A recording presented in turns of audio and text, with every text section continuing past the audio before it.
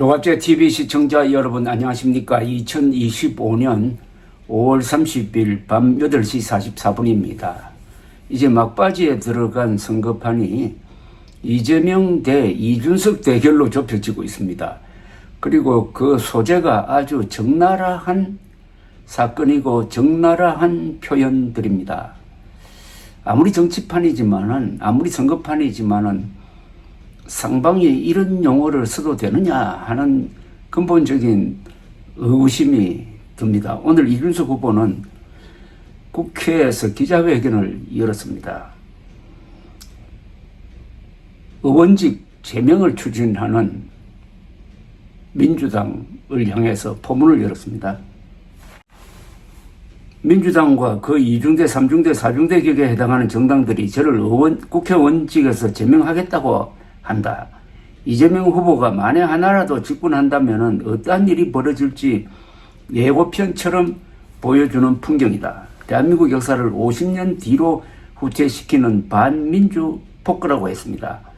저를 제명하는 것은 물론 언론사 기자들에게 보도 지침을 만들어 겁박하고 이른바 민주파출소를 통해 카카오톡 검열과 유튜브 검열까지 하고 있다면서 입만 열면 김대중 노무현 정신을 외치더니 전두환의 계엄 정신을 이어받은 세대인가 보다라고 주장을 했습니다. 이어서 윤석열은 정권을 잡고 나서 저를 죽이려 들더니 이재명은 정권을 잡기도 전에 저를 죽이고 시작하려는 것 같다. 저는 죽지 않는다. 분연히 맞서 싸우겠다고 강조했습니다. 그는 이 싸움의 전선은 이재명 같은 독재자, 유시민 같은 궤변론자, 김어준 같은 음모론자와의 싸움이라면서 그들을 교주처럼 떠받들면서 우리 사회의 자유와 민주, 과학과 합리의 공기를 질식시켜 왔던 세대에 맞선 총력적인 일이라고 표현을 했습니다. 그러면서 국민들을 향해 지지를 호소를 했습니다. 개혁신당은 의석이 3석밖에 되지 않고 기득권 정당에 비해 자금도 턱없이 부족하다면서 15% 넘는 지지로 저희에게 갑옷을 입혀주시고 20%, 30% 넘는 지지로 적토마와 긴 창을 주신다면 우리는 이 전쟁에서 반드시 승리할 수 있다고 했습니다. 15% 지지율을 넘기면, 즉 득표율을 넘기면 선거 자금을 전액 보전받습니다. 국가로부터. 아울러 김영삼 전 대통령의 닭의 목을 비틀어도 새벽은 온다고 하셨던 말씀을 기억하겠다며 노무현 전 대통령이 사랑했던 노래 상록수 가사처럼 깨치고 나아가 끝내 이기겠다고 덧붙였습니다. 이 김영삼물 소환을 했습니다. 제가 이준석 후보에게 붙인 별명이 젊은 시절의 김영삼인데, 김영삼 전 대통령은 1979년 10월 초에 박정희 정권 시절인데 유신 시절이죠. 국회에서 제명이 됐습니다. 왜 제명됐냐면 제명 이유가 뉴욕타임스와 기자회견을 하면서 국내 정치에 미국의 개입을 요청했다. 이건 사대주의다. 해가지고 박정희 대통령이 화를 내니까 거기 경호실장 차지철이 그때 여당에 압박을 해가지고 제명을 시켜버리고 말았습니다. 이게 역사의 큰 전환점이 됐습니다. 그러지 않아도 유신 정권의 이 권위주의 성격에 불만을 품고 있던 18년 장기 집권하던 박정희에 대한 불만이 쌓여가고 있었는데, 특히 김영삼의 정치적 고향인 부산 사람들이 김영삼이 억울하게 제명되는 것을 보고 화가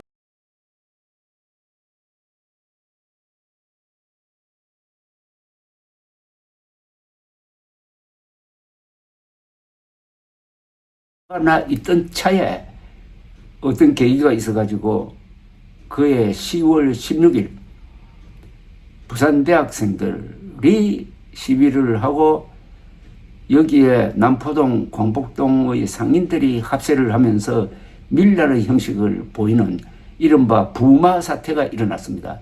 10월 16일, 10월 17일, 18일, 19일, 20일 부산에서 일어난 시위는 마산으로 옮겼습니다.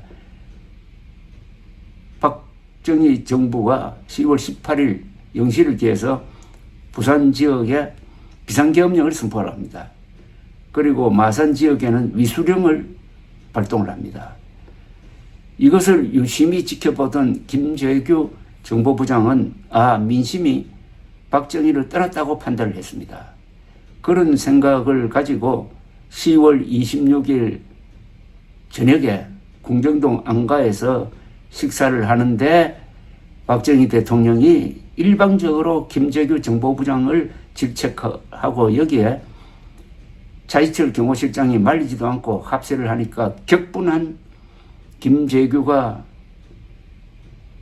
권총으로 박정희를 쏘고 차지철을 쏘고 한 사건이 11.6 사건입니다. 바로 김영삼 제명이 유신 붕괴 박정희 시해로 이어졌습니다. 지금 상황은 그때와는 다르지만은 그때 김영삼 총재가 제명되면서 한 말이 아주 유명한 말인데 바로 이 말이었습니다. 달거의 목을 비틀어도 새벽은 온다. 달거의 목을 비틀어도 새벽은 온다. 라는 말을 함으로써 이준석 후보는 김영삼과 자신을 일체화시키는 전략을 구사하고 있습니다. 이재명 본인의 막말도 문제지만은 그 아들의 은행이 요사이 갑자기 언론에 많이 소개되고 있습니다. 그것은 이준석 의원이 TV 토론에서 나와가지고 어떤 여성의 신체 부위와 관계되는 이야기를 하면서 젓가락이라는 용어를 쓰고 해가지고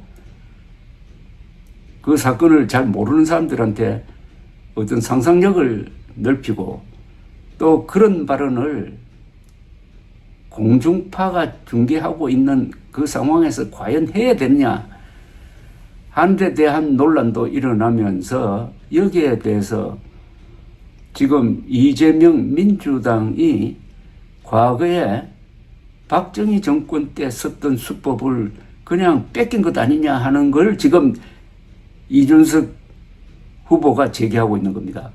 의원직 제명이라는 것은 그 의원이 국가 반역죄를 저질렀다든지 하는 것 이외에는 제명이 있을 수가 없습니다. 왜냐하면은 그 사람이 돈을 받았으면은 뇌물죄로 구속을 할 수도 있고 형사처벌이 가능한데 굳이 제명까지 해야 되겠다는 것은 그것은 형사 사건에 의해서 처벌받는 것보다 더 나쁜 짓을 했을 때 있는 경우인데 이 경우에는 대통령 후보라는 그 공인의 금정 부분에 속하는 것인데 거기에 다소 그 용어에 문제가 있다 하더라도 이것을 기자들을 고발하고 고소하고 이준석 의원을 국회에서 제명을 추진한다 하는 것이야말로 독재적 발상이고 그러니까 이준석 후보가 유신 시절의